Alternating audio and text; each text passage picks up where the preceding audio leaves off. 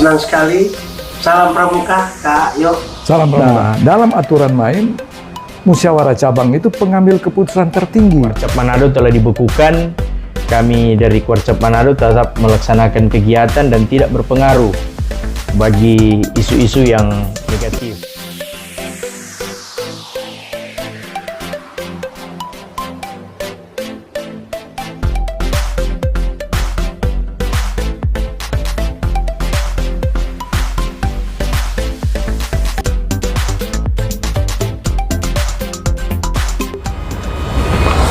Salam Pramuka.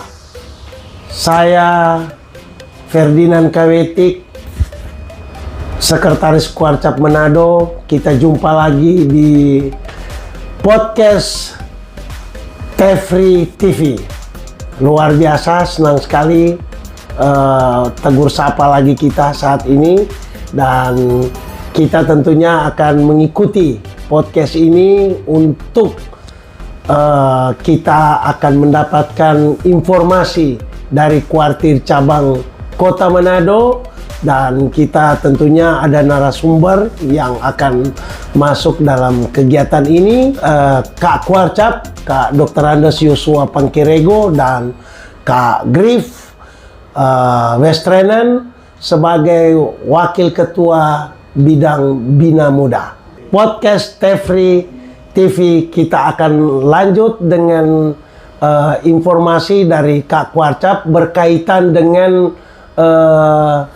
informasi ilegal tentang pelantikan Majelis Pembimbing Ranting dan Kuartir Ranting yang sudah dilaksanakan oleh pihak Diknas Kota Manado.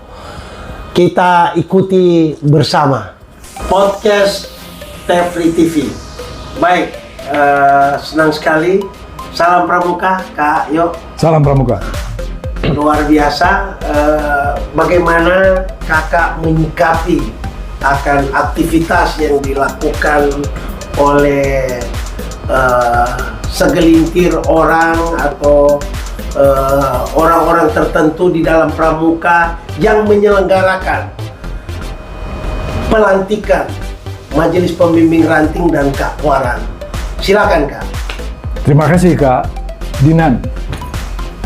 Memang sampai saat ini saya masih dipercayakan sebagai Ketua Kuartir Cabang Gerakan Pramuka Kota Manado hasil musyawarah cabang pada akhir 2021, dan pada saat pelaksanaan musyawarah cabang itu dihadiri pemerintah kota dan Wakil Ketua Kuartir Daerah serta Sekretaris Kuartir Daerah Gerakan Pramuka. Dan hasil itu dikukuhkan lewat surat keputusan Wali Kota Manado selaku Ketua Majelis Pembimbing Cabang Gerakan Pramuka Kota Manado. Karena itu, ketika dengar kabar beberapa hari lalu bahwa ada pelaksanaan pelantikan Ketua Majelis Pembimbing Cabang, Kak Kuarcap, bahkan terinformasi akan dilantik oleh wali kota, dan mereka merencanakan Kak Ine Pinontoan selaku Ketua Kuartir Cabang, justru menjadi pertanyaan besar bagi saya sebagai pemegang kewenangan sebagai Kak Kuarcap. Ada apa ini? Nah, karena itu Kak Dinan, saya justru berupaya mengkonfirmasi dengan beberapa teman-teman pengurus kuartir cabang. Apa kamu dengar informasi ini? Nah, teman-teman juga memberi informasi bahwa katanya memang ada pelantikan. Nah, kebetulan waktu itu saya juga berada di kompleks pelaksanaan itu di kantor wali kota. Sehingga beberapa teman yang kenal, Kak, kenapa enggak pakai baju pramuka? Ini ada acara. Tolong pramukanya apa dan pramukanya siapa? Oh, ini ada di ruang Toar Lomi Muut. Nah, rasa keingin tahuan, saya harus konfirmasi dengan wali kota Pak Kak Andre Ango sebagai Ketua Majelis Pembimbing Cabang Gerakan Pramuka Kota Manado. Jangan sampai memang ini kewenangan dan petunjuk ataupun izin Kak Andre gitu. Nah, spontan Kak Andre Ango bilang, saya tidak tahu menahu. Saya tidak pernah memberi petunjuk, memberi mandat, memberi kewenangan, dan sama sekali tidak ada urusan itu. Kita cuma tahu tuh Kak Warcap Pramuka Pak Yosua atau Kak Yo gitu. Seperti itu. Sehingga ketika dikonfirmasi ke beberapa teman, memang itu dihadiri oleh Sekretaris Kuartir Daerah Kak Eliasar Sopakoli, dan juga turut hadir di situ dan bahkan melantik itu Kak Stephen, katanya Kadis Diknas.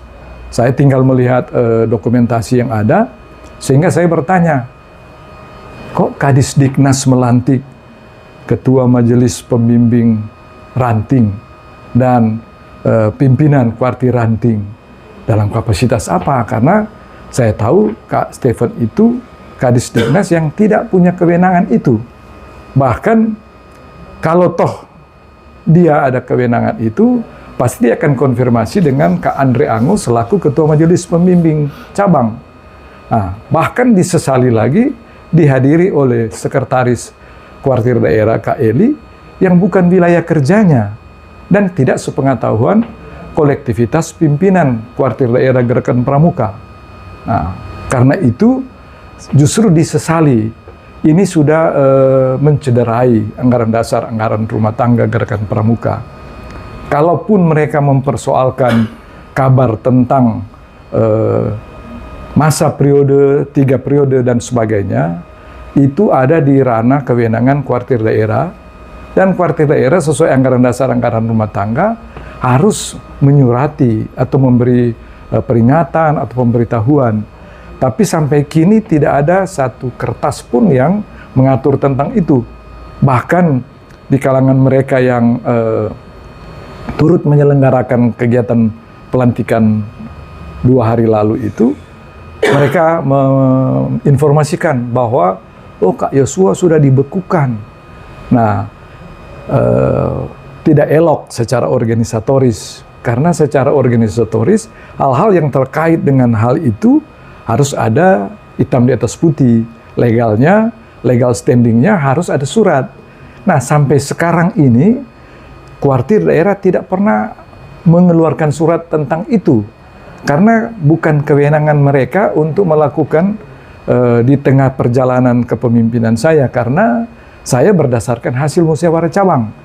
Nah, dalam aturan main, musyawarah cabang itu pengambil keputusan tertinggi. Terima kasih Kak Yo, penjelasannya luar biasa.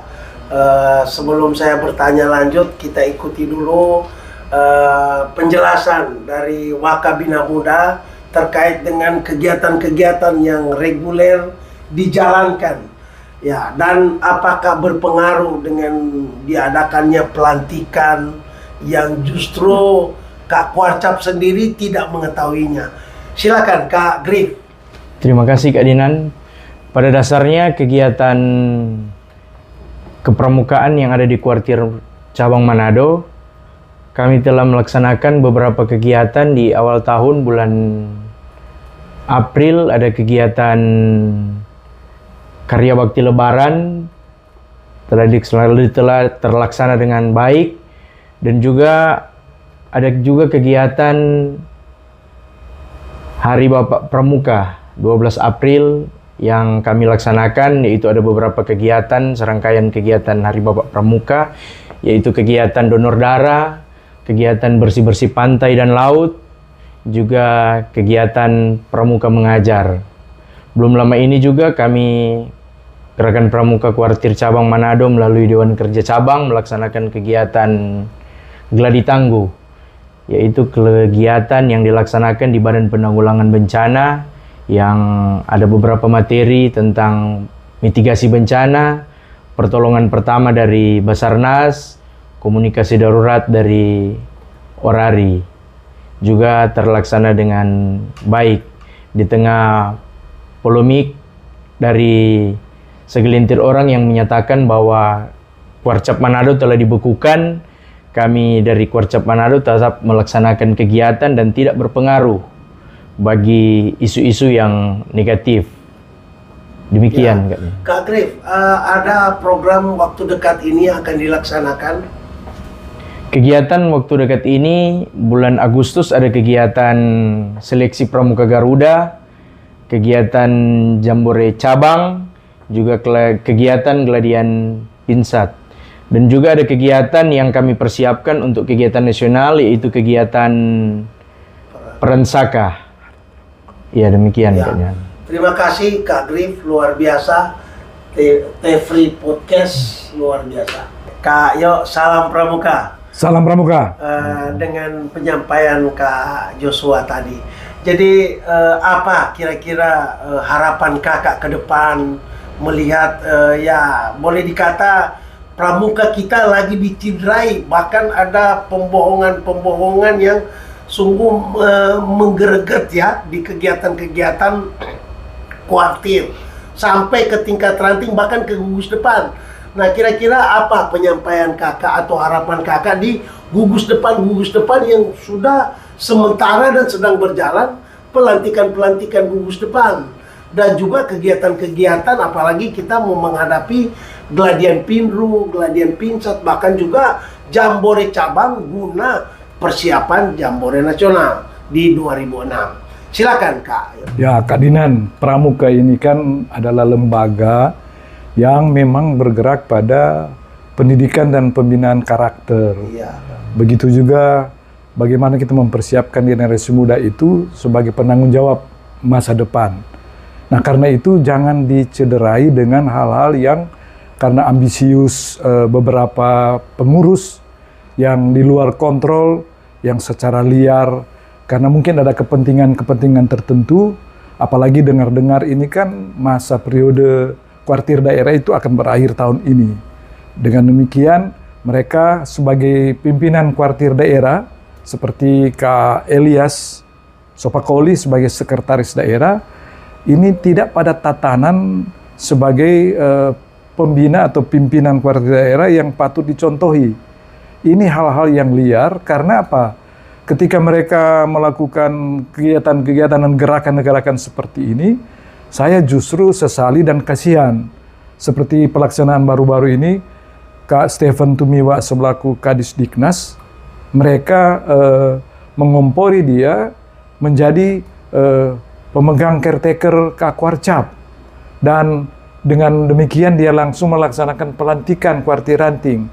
Tapi sesungguhnya secara organisatoris, mestinya dia mengakomodir atau melakukan dulu pembicaraan dengan pimpinan kuartir cabang, bukan secara single factor, karena dia mungkin merasa Kadis Diknas, maka para Kamabigus dan ketua-ketua dan para pelatih pramuka di level kecamatan, tentu karena berpangkalan di sekolah-sekolah, mereka langsung berpikir ini ada hubungan organisatoris sebagai pimpinan mereka.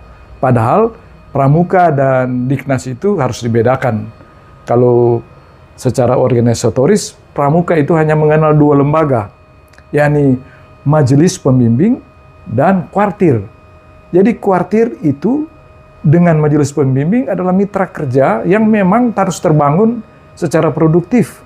Semua kegiatan yang dilakukan kuartir cabang itu harus sepengetahuan majelis pembimbing gerakan pramuka cabang, yakni dalam kapasitas Pak Wali Kota ex officio sebagai ketua. Karena itu sangat disesali teman-teman yang ikut terlibat dalam kegiatan yang baru-baru ini, karena mereka sesungguhnya tidak tahu secara organisasi. Itu sangat disesali dan saya bisa katakan itu kegiatan liar. Saya kira seperti itu, Kak Dinan. Oke, terima kasih Kak Yo.